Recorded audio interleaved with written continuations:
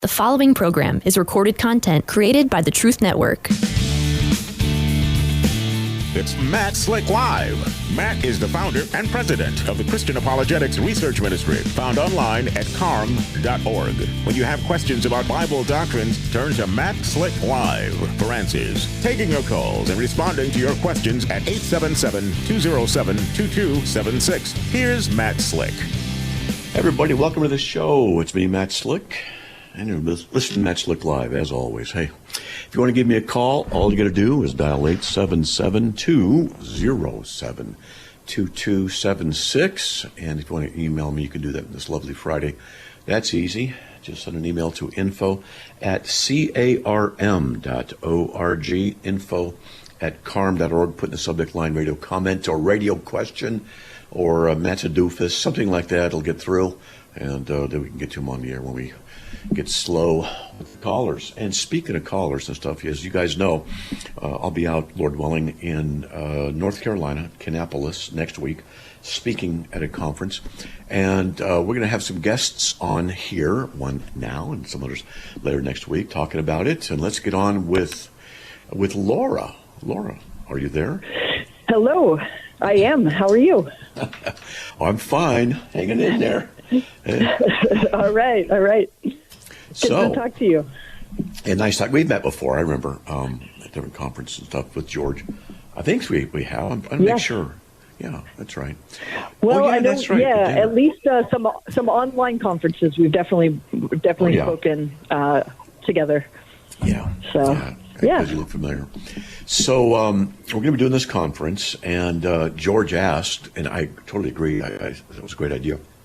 Have you guys on, do a little segment here and there on the radio building up to it, and we can talk about the stuff you want to talk about, and tell us what you're going to be doing at the conference. Let's just start with that. Or introduce yourself first, who you are and your experience and things like that, and we'll take it from there. Go ahead. Okay. Sure. My name is Laura Zeifer Powell. I am a follower of Jesus and a Christian apologist. I speak at conferences and teach and write and disciple young women. And I seek to live out the gospel every day. And in all that I do, I love sharing the reasons for the hope that we have, of course, as an apologist, with anyone who's interested. And I think I have a pretty unique background with respect to Islam. I actually never really set out to become an expert in Islam or to specialize in Islam, but I kind of took on one, I guess, assignment, you might say, at a time. And next thing I knew, it had been 20 years of gaining experience and everything on Islam and ministry to Muslims. So it all kind of started with when I was working with Engineering Ministries International, and I was asked to train up a team that was preparing to launch to somewhere in the Middle East. We didn't really know where. And so I spent some time in some different Middle Eastern countries and started reading the Quran, took a graduate level course on Islam, and I would just meet with the team and share what I was learning, and they would share what they were learning, and we just kind of did it all together. And a year or so later, the team launched, and I thought, okay, so what's my next topic? What's my next assignment? But that's not exactly the way it went. I was then asked to come to Afghanistan and then to Greece, where Muslim refugees were crossing over from Turkey, fleeing from Iraq and Syria and Afghanistan. And then I ministered in Clarkston, Georgia, in the refugee community to Muslims there for about 5 years. And I was asked to join Women in Apologetics as their Islam ministry specialist. And so I saw each of these as kind of one, just kind of one isolated assignment, like I said, and but it's turned out to be a 20-year process. Wow, I'm sure you've learned a great deal. It's been a lot of fun. Okay, so you said you've been to the Middle East. I've been to Turkey and Israel, and Bible tours, but never really Nice. got to meet the people really and talk to them very much. I did find out, or I did experience, the Muslims were nice, very, very, at least in Turkey, they were very hospitable, enjoyed the time there. So you got me kind of curious. Afghanistan, you were there. How long were you there for? What was going on there? I was there for about 6 weeks, and I was part of a team that was asked to do some design work, a team of engineers, but I was asked to come with that team, but for a bit of a different role. I was told primarily that the expat women who from Western countries, from all over the world, really, a lot of them were experiencing quite a bit of trauma and needed someone to talk to and share with and kind of debrief with. And so that was the initial and main objective. But I ended up having a lot of opportunities to minister to Afghan women as well. And it was really interesting. It's not surprising to me at all that you said, that your experience, although Turkey is quite different from Afghanistan, but nonetheless, the fact that your experience in a Muslim country as a man, was really good, and you experienced a lot of hospitality.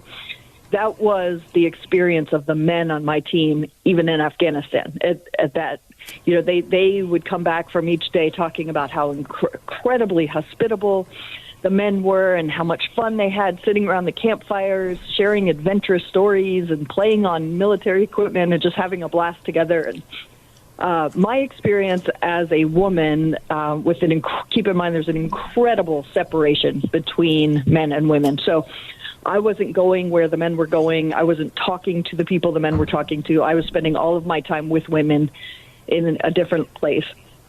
And my experience was incredibly different. The women and girls I spent time with were all just severely traumatized. Many of them had been sold into marriage at 9 years old, married off to 50-something-year-old men when they were 9. And with that, those marriages consummated right away at 9 years old. They were one of many wives. Now, their husbands who were in their 60s or whatever had taken younger wives who they liked better. They were very distrustful of each other. Women are the enemies of each other because a husband can almost always take on another younger wife, and there was a ton of jealousy, and they would just all sorts of awful stuff, like trying to poison each other and things like that. So yeah, it was kind of traumatic, I would say. Really a sad experience from the women's perspective. And but do we have time for a quick story that sure. Tell you what, pretty cool. We're gonna have a break in 3 minutes, but I want you to stay on. This is really interesting. I'm very interested in the issue of the dynamics with the women, because that is really something I really would not have thought of. You really got me intrigued. But go ahead, yeah, just go ahead and talk about it. Okay. Yeah. So I was one of the things I did was I was teaching English at a school for young girls in Afghanistan, and these girls, as young as 5 years old, were walking barefoot through the snow in the winter to get to class, just to have an opportunity to receive some sort of minimal education. They were risking their lives. It was not uncommon for schools that there weren't very many of them, but schools that would educate girls would be attacked. And I loved being there with them and teaching the children. They were so excited to be there and so grateful they were having a chance to, that their mothers had never had under the Taliban. This was when the U.S. military was there. And so it was 2009 and 10. Things were relatively peaceful.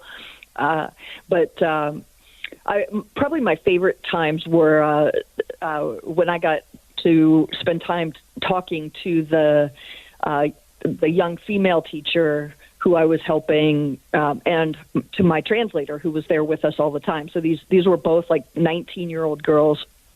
And we would talk about our favorite holidays, our spiritual beliefs, what we wanted to do with our lives, how difficult life is for women in Afghanistan and everything else. And these girls, only teenagers, and yet many of their friends had been killed already. They showed me photo albums of all their friends who had been killed, usually by their own father or their own brothers, and for like honor killings and things like that.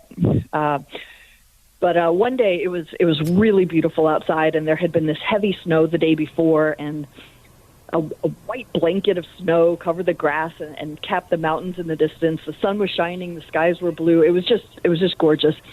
And we had been spending our days in this tiny little room, like the size of a walk-in closet in the U.S. It had one window that was covered by blinds. And during our lunch break, the teacher I was working with peeked out through the blinds, and she noticed it was really gorgeous outside. And she asked me, she said, Miss Laura, will you do me a huge favor? And she looked almost embarrassed to ask. Of course, I had been to a bunch of countries by that time, and so I was a bit skeptical of favors. I had been asked, will you do me the favor of marrying me or getting me an American passport? And Right. I'd even been asked to hand deliver a screenplay to Steven Spielberg because, of course, if I'm American, I must know Steven. But so I said to her, well, why don't you tell me what the favor is, and I'll see what I can do. And I couldn't believe it when this huge favor that she wanted was just to go for a short walk outside. And I told her, absolutely, yeah, let's do it. And she seemed a bit surprised, but she was like, "Oh, this is okay, great, okay," and she was all excited. So we walked around the building, and we had a little like snowball fight, and it was really sweet and fun. And she came up and grabbed my arm, and she said, "This is the best day of my whole life. Thank you so much, Miss Laura. I will never forget this. Thank you, thank you." And she was just on the verge of tears and so happy. And so I asked her, "Aren't you able to come outside on nice days when I'm not here?" And she said, "No, of course not, because, the boys." And I knew what she meant. And it was obviously deeply honoring that I was providing the best day of her life. It was also incredibly sad to me that she cannot go outside. She can't even go outside by herself. And I experienced later in that trip what happens when you go outside by yourself for even a few seconds as a female. It was just unwise, I'll say, to put it briefly. But physically assaulted. as I reflected on, and so I reflected a lot on that and thought, what is the difference? Like, these men on my team are willing to give their lives for me. My dad has always been. I've never had a doubt that my dad is willing to give his life for me. And what is, as I reflected on this, I realized Jesus makes all the difference. And he is the reason that so many of the men in my life are so amazing and kind and loving to women and children and to the vulnerable. Jesus is the reason the men in my life are warriors for truth and goodness and beauty. Jesus is the reason, for all that is good and excellent and praiseworthy. And so can you hold on? Who can transform lives. Absolutely. We have a break, and just stay tuned. This is really good stuff. Yeah. All right, please stay tuned. Yeah. And we'll be right back, folks, after these messages. Please stay tuned.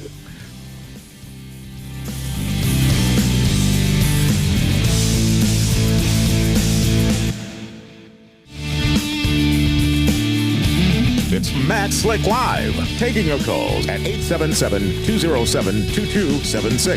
Here's Matt Slick. All right, everyone, welcome back to the show. We are talking with Laura. Man, she's really got me hooked on some of the stories and some of the experiences that she has had in Afghanistan. Laura, are you still there? Yes, but you got really soft just now.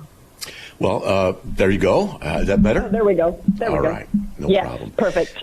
So All right, so these women, they're just punished. Yeah. It's brutal. It reminds me of the book Infidel by that woman, the Somali woman. I don't know if you've read it or not. Yes, I have. Yeah, what's her name again? I'm looking up for it. I can't think of her name. Ayan Hirsi Ali. Yes. Oh, yes, that's it. Yes. Not the easiest name to remember. No, it's not. Look it up. And I remember reading the book, and she was talking about the women who were they were just beaten, and you could hear them screaming at night, and you knew with the sound of their voices, and their bruises were hidden by what they would wear when they were allowed to go out with their, with the males and stuff. Yeah. Anyway, go ahead. Exactly. Yeah, and she has actually become a Christian. I don't know if you heard really. That. No, I didn't know that. Yeah. She had become an atheist, and she was, very outspoken as an atheist, and good friends with Hitchens, not Christopher Hitchens, Dawkins. Dawkins. Yeah. I always forget his first name. Richard Dawkins. But she has become a Christian, so that's really, really exciting. I love that. But it just. It really struck me just that everyone needs to know the truth, that Jesus is the one who can transform not only individual lives, which is awesome, also entire families, though, and even entire cultures.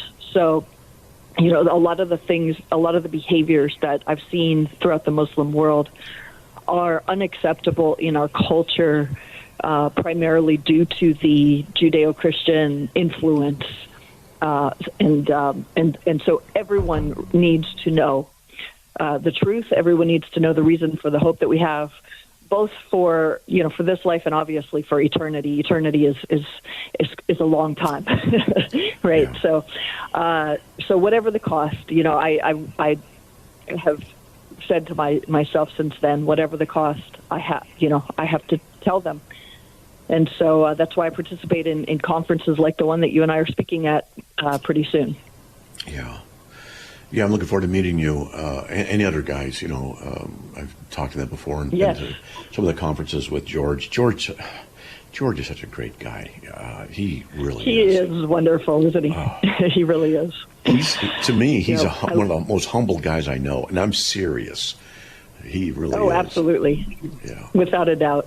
Yeah, without a doubt. Yeah. He is such a blessing, and he has had such a huge impact, primarily in equipping and platforming others. And so most people don't know his name, but most people know the names of some of the people he equipped and raised up and gave opportunities to. So. You guys, all of you speakers, you know a lot more about Islam than I do, but I can hold my own. But boy, you guys know a lot, and so I always feel bad when George invites me to go speak at one of the conferences. Like, George, you've forgotten more since lunch today than I've ever learned about Islam, and but he's so gracious. I do Christian theology and apologetics, and so, but he's great. Right. All right.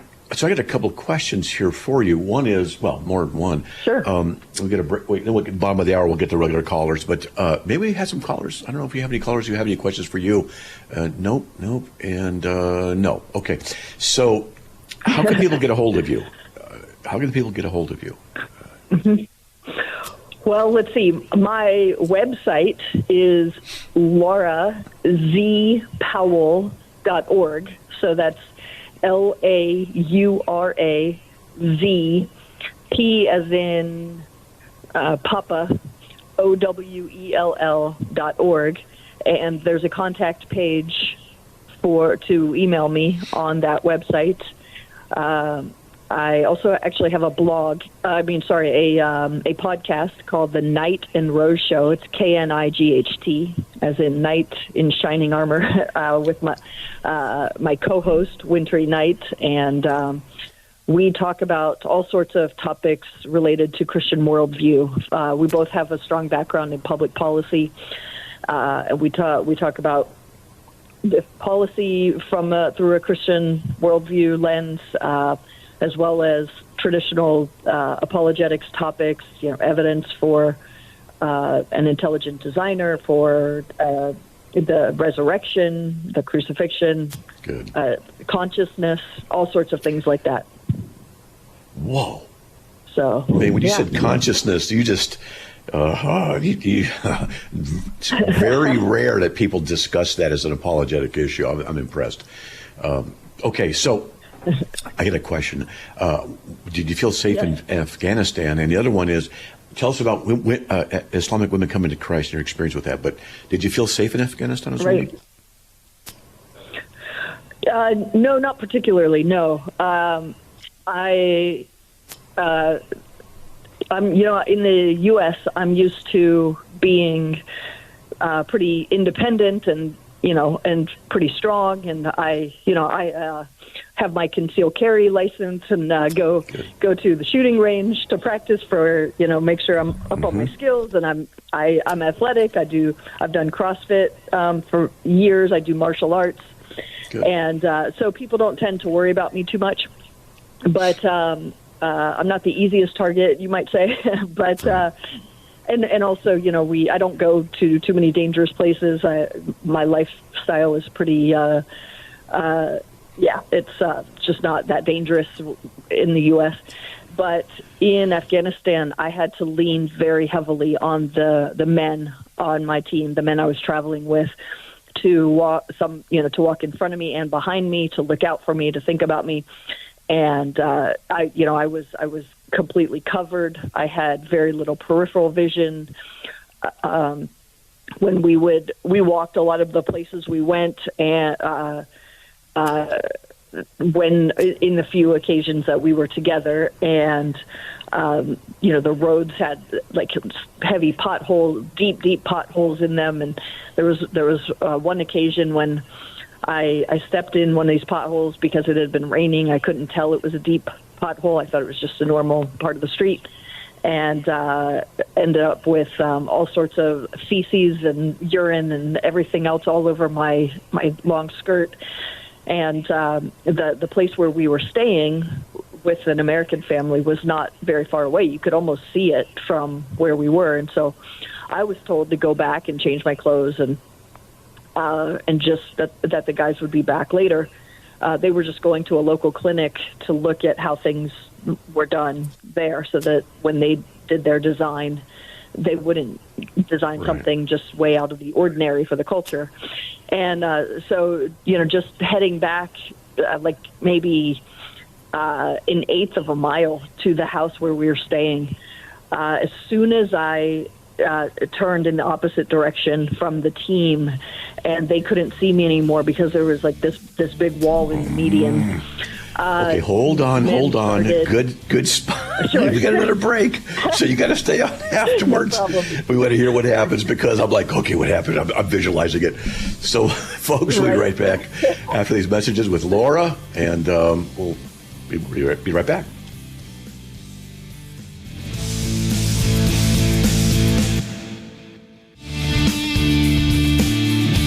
It's Matt Slick Live, taking your calls at 877-207-2276. Here's Matt Slick. All right, everybody, welcome back to the show. We're going to get back to Paula. Sorry, Laura. I was looking at Laura Powell when I say Paula. Laura Powell in a second. I just want to let you know that she and I and others will be speaking at the Ministry to Muslims conference in Kannapolis, North Carolina, which is just a little bit north of Charlotte. And we'll be doing that next weekend. If you want more information on that, all you have to do is go to Ministry to Muslims. That's 20, not the number 2, but ministrytomuslims.com, and check it out. All the information you need is right there. And please, hopefully we'll see you there. All right, let's get back on with Laura. Are you still there? I am, yes. Okay, now we're in suspense. All right, you're walking. So go ahead. Yeah, so as soon as I turned away from the group of men who continued walking in one direction, and I was walking in the other direction, and there was a wall that separated us, so that I couldn't see them, they couldn't see me. Men in their cars started rolling down their windows and driving over close to me and grabbing out the window, like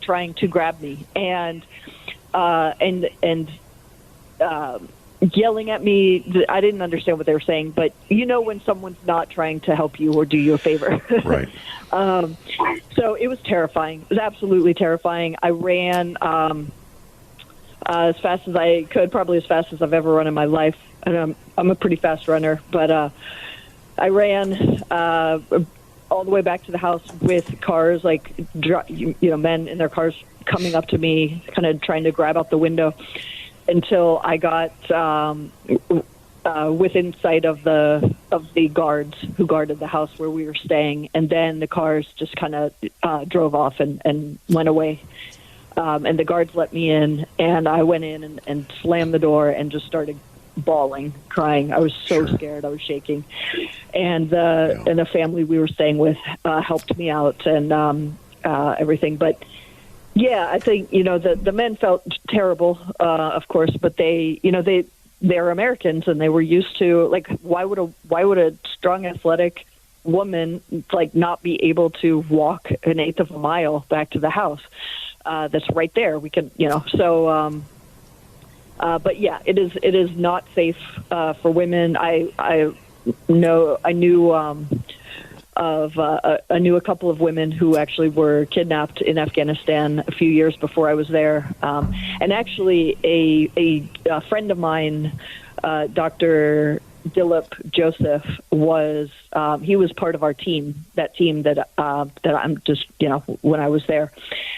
He actually was captured by the Taliban about a year or so later after that trip that he and I went on together, and was rescued by Navy SEALs. So even as a man, it's not a safe place, and that was about as safe as Afghanistan had been since the 1970s. Wow. It's a dangerous place for sure. You need to know what everybody said when I was there. The Westerners, would all say, or they would all say, don't come here unless you know that God is leading you there, because this place will destroy anybody unless you know that God has you here for this time. When I went to Jerusalem 7 years ago or so, there was an incident. This was in Jerusalem, where a mom, a grandmother, and a daughter, they were a little family. They were on their own going through a marketplace, and somebody approached them and asked how much to sell the daughter, the young girl, to. Wow. She's like 16 years old. And it terrified them. That's a short version of it. So what we learned to do right away was men were always to be with any groups of women, and we did that. And then, last year when I went, a friend of mine, Dave, he was ex-Border Patrol, martial artist, a whole bit. And so when we would go, but the last trip we went to Turkey, we went to Greece, and we went to Italy. Even in the Western style countries, we broke up. We would put it this way: we'd make sure we were with the ladies and guarding them. Right. And we would watch. Excellent. It's just what had to be done. And so he and I were aware, but a lot of others weren't. But at any rate, okay, look, I got to ask you. You got me going here. Okay, this is good stuff. Okay, I love stories like that. And then, and as brave that you were and doing God's work, and I'm glad that you're safe and you're back. But I am curious about Islamic women. Are they very receptive to the gospel? That is a great question. I was surprised that, given all that they had been through, that they weren't just desperately hungry for the good news, for truth. But most of my experiences have been that women do seem a lot more open to the gospel when they're living in Muslim majority countries, versus in the U.S., where things are a bit easier, and they kind of have, I guess, they get to keep their religion, and there's no real cost to being a Muslim in the U.S. for most people, I would say, and yet they have the opportunities, the freedom, the opportunities to to earn a good living and be safe and all of that. But in Muslim majority countries, they're a bit more intrigued and open to it, although there is a very, very high cost. And that's probably the main reason there wasn't more openness.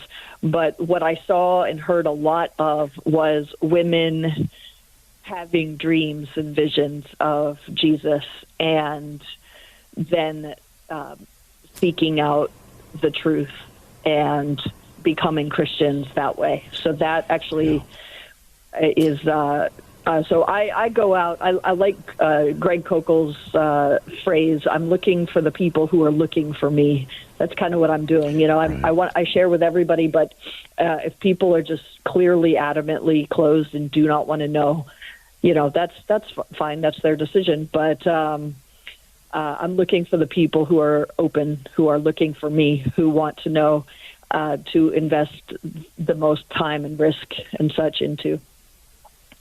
You know, I have a friend who I don't really talk about him very much because I don't want him to get in trouble, but he's got fatwas against him. Long story short, he knows what he's doing about Islam and speaks against it and is working with the government translating. And long story short, anyway, he told me that he was listening to Al Jazeera. This is 10 years ago.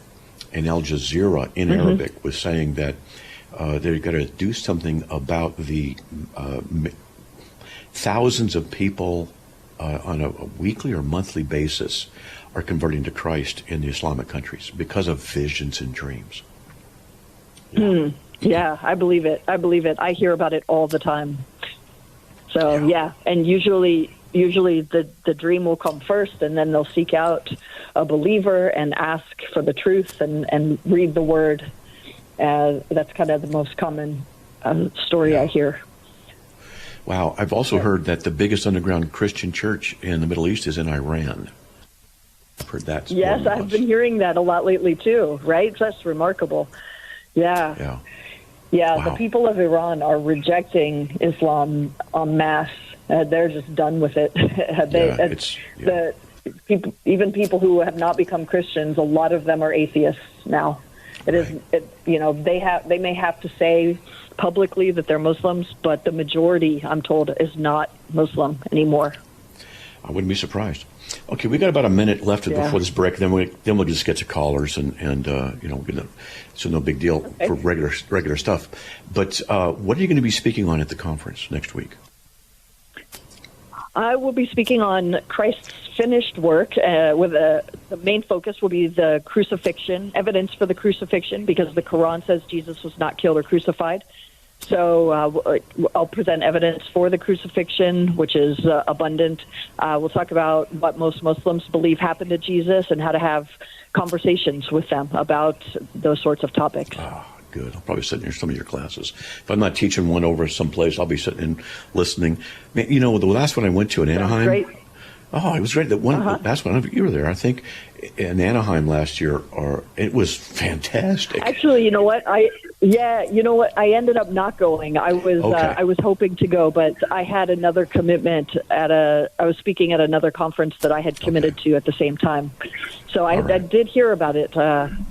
But yeah, the Armstrong Tower conferences are always excellent. Yes. So I'd encourage anybody and everybody to check it out. In fact, right now tickets are free of charge. These are $50 tickets to excellent speakers, and right now free of charge. So I'd encourage everybody to go to ministrytomuslims.com and get those tickets. All right, there's the music. Thanks a lot, Laura. Really appreciate it. You're awesome. Thanks for the stories. I'm looking forward to meeting you next week. My pleasure. Stuff. Thanks for having me. All right. God bless. God bless. All right. That was good. I liked it. So, hey, folks, we got callers waiting. We'll be right back.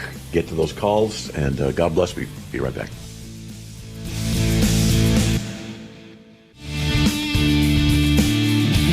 It's Matt Slick Live, taking your calls at 877-207-2276. Here's Matt Slick. There we go. Welcome back to the show. If you want to give me a call, it's easy, but we have 3 people waiting, so let's just get to them first. Longest waiting is Jermaine from North Carolina. Jermaine, welcome, buddy. You're on the air. Hey, Matt, it's actually North California, but that's okay. Oh, because it's NC up there. Yeah, I thought so. I'm like, no, that doesn't quite make sense. Okay, what do you got, buddy? What's up, man? Yeah, just it was a fascinating conversation. I almost hated to ask the question, but yeah, another time. I wanted to ask you about if you've ever heard of a guy. I think his name was it was Corey Mahler. He's kind of gotten a fan response, I guess, from people who think like him, but he basically had the premise that God cannot sanctify everybody right now.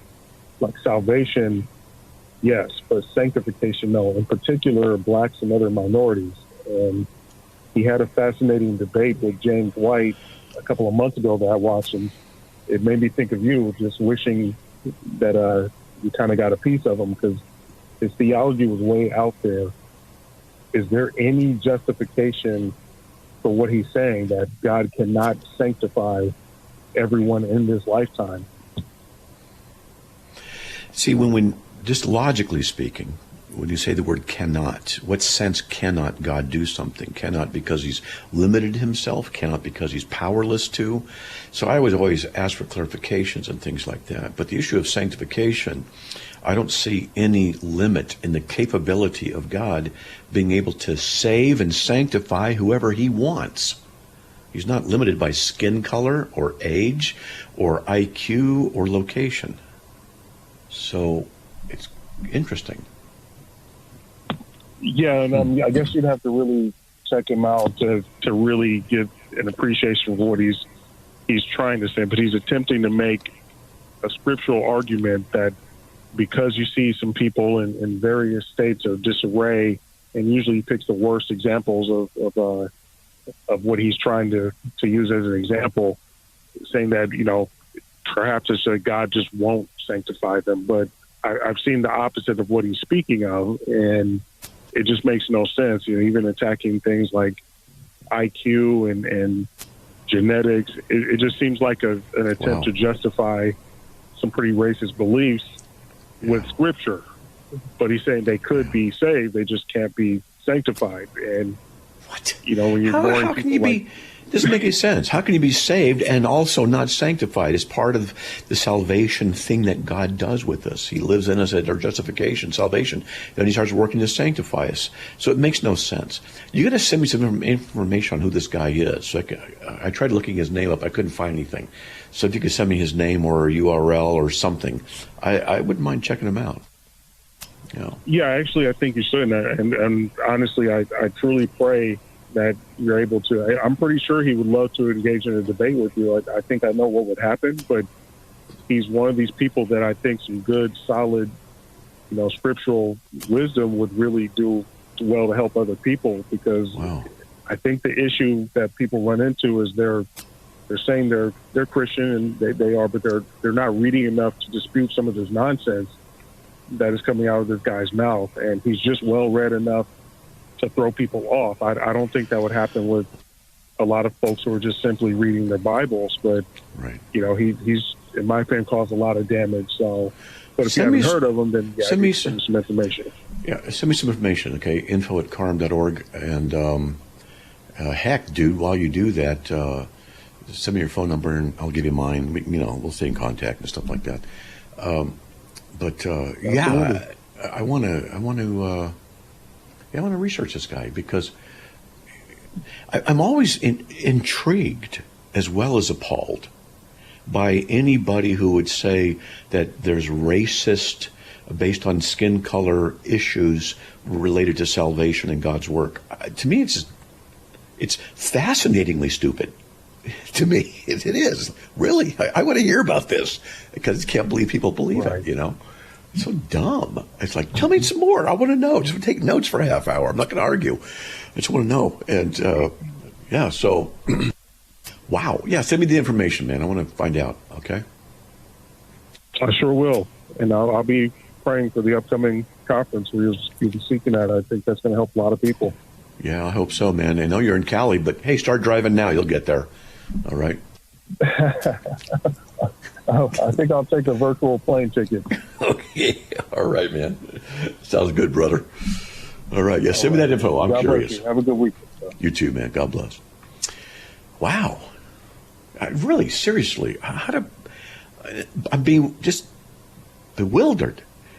I have encountered people, and I've talked to them, and half the time I don't even do apologetics on them because I'm just so stupefied. It's like, how do you believe that? Wow, it's amazing to me. Let's get to Brian from Texas, and it's a long time waiting, Brian, 38 minutes, but welcome. Thank you, sir, and thank you for what you do. I lean towards, I go back and forth, but I lean towards a single predestination. Okay. But what I wanted to ask you was in 2 Peter 3:9, where Peter says that God wants all to come to repentance. Now, a lot of times people who do believe in free will and do not believe they believe that predestination is basically for serving, they'll go to that verse and use it. And if someone did that, how would you respond to that? Yeah, I've talked on this verse and other verses at length. And we don't have a whole bunch of time here, so let me just give you some quick and slick kind of responses. I ask people, what do they mean? What do they think the word all means? And they'll tell me varying things. And they're always going to say, well, it means every individual who ever lived. And I'll say, okay, so then in that case, would Jesus or God do anything in such a way so people would not be saved? And they say, of course not. They always say that, of course not. Then I take them to Mark 4:10-12, where Jesus speaks in parables so people will not be saved. I say, now can you harmonize those? Now, I can harmonize them, but I'm just saying I want to see what they're doing, what they know. And then I dig. That's one of the ways I dig. So the all what I believe it means is all people groups, not just each individual. Because Jesus was sent only to the lost sheep of the house of Israel, Matthew 15:24. It's a covenantal aspect. So he wants all to come to repentance, not just the Jews, but all kinds of people, all sorts of people, all those people groups. And we see God so loved the world, he gave his only begotten Son. Well, that would be strange to the ear of a Jew who understands that Jesus is sent to the people of Israel, because Jesus even said he was only sent to them. But since they broke the covenant, then the Gentiles, the whole world, was then grafted in, or, appealed to for the salvation offer. That's one thing. There's another sense where the all is a limited group. And it's the all of the elect. And I can make that case from Romans 5:18, 1 Corinthians 15:22, and 2 Corinthians 5:14. These are verses that I go to, and I can't go through them right now because we don't have much time, but I can go through and show where all can only be in the relationship of the atonement. I can show that the all can only be the believers and not everybody. I can actually show that. I've shown it many times to people, and they've said, "Oh my goodness, I never saw that," and I show it to them. And so there's that. And then there's another sense in which I'm just giving you options, but there's another sense in which where God can prescriptively desire something but not arrange it. He can desire that you not lie, and he wants all to be saved, but doesn't arrange that all are saved. And he can do that. And then there's stuff in the Old Testament, which I go through in my notes, because I don't have it all memorized, where God desires one thing and arranges another. And I prove it to people from Scripture. And they're just blown away. And I say, look, this is something you got to understand, is that you can't just look at a verse like 2 Peter 3:9 or 1 Timothy 2:5 and say the word all means every individual and we're done. Well, how does God use the term? That's what we want to know. And then I take them sometimes to John 6:37-40, where it says, where Jesus says, all that the Father has given me will come to me. Well, who's that all? Who's the all? Well, I would go to Ephesians 1:4, where it says, he chose us in him before the foundation of the world. And I'd say, all that the Father chose and gave to the Son. So anyway, what I did was I just gave you like 4 or 5 different ways of looking at this and different theological approaches. Now, the reason I did that is because this is all in the back of my head, all these things in the back of my head when I'm talking to somebody. So if they're bringing up 2 Peter 3:9, what I'm going to do, first of all, is I'm going to say, well, what do you think the word all means? I'm digging. I'm fishing. What do they believe? If they say it means every individual, then I'm going to go to, like I said, Mark 4:10 through 12, or I might go to 1 Samuel 3:14, where God says, I've sworn to the house of Eli that the iniquity of Eli's house shall not be atoned for by sacrifice or offering forever. And I say, what do you do with these? And this is what I'll present to them and ask them for solutions to these apparent difficulties, because it'll tell me, their answers will tell me what level of understanding and experience they have with these kinds of things. And then I'll tackle it from there. All right, having said all of that, the first thing I recommend you do is simply ask questions. Start with, what do you think it means and why? And see if what they say it means can be supported in Scripture. A lot of times what people will do is just assume a certain word means something. God so loved the world, he gave his only begotten Son. The word world means every individual. And I say, how do you know that? How do you know? Psalm 5:5, Psalm 11:5, God hates those who do iniquity. So how do you know that the word world? And I say to them, it might be true, it might not be true. Just saying it doesn't mean it's true. Please show me from Scripture that is what it means. And I say, I'm not mad, I'm not challenging you and trying to, make you look bad. I'm just saying, have you thought this through and ask how to validate that idea is the right one? Because if you can't do it from Scripture, it's a weakened opinion that you have. And that's how I work with them. Does that make sense? Yes, sir. And thank you, and I appreciate that. And I'll probably go back and listen to this again and take notes from it. But if you were to recommend like a resource, like I know you have things on CARM there, but like a book or something that you think that succinctly addresses this in a good way? I don't have a book. I need to write something on this, on just this. However, I do have another website where some of this is written, where I've gone through some of the stuff, and it's the CalvinistCorner.com, just CalvinistCorner.com. And, I'm a Calvinist, and if you're not, that's fine. I'm not trying to push you to that. That's not, okay, whatever. But in there, I have articles. Does God want all to be saved? All men saved? And there's various articles that'll go through a lot of this stuff that I've mentioned. And you can find a lot of good stuff in there. There are deeper articles than I put on CARM generally. Okay? Okay, thank you for telling me that. All right. And check it out. Read through some and give me a call back sometime and say, I really like this article and that other one bothered me. And I'll say, okay, why? Tell me what's up. And we'll talk. Okay? All right, sounds good. Have a good weekend, sir. You too, man. God bless. Oscar waited 44 minutes. I think that's the longest we've ever had anybody wait. He says, do people go to hell because of sin or lack of eternal life? Both, but it's because of sin and judgment. Call back Monday, Oscar from New York. I apologize. We'll get to you earlier. Have a great weekend, everybody. May the Lord bless you, and by his grace, back on the air on Monday, and we'll talk to you then. God bless. Another program powered by the Truth Network.